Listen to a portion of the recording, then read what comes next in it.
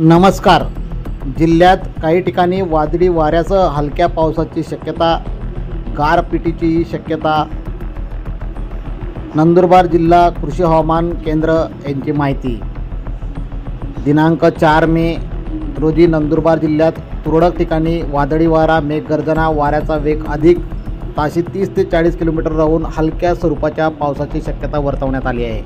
तर दिनांक 6 मे रोजी तुरळक ठिकाणी वादळी वारा, मेघगर्जना, वाऱ्याचा वेग अधिक ताशी 40 ते 50 किलोमीटर राहून हलक्या स्वरूपाच्या पावसाची शक्यता वर्तवण्यात आली आहे.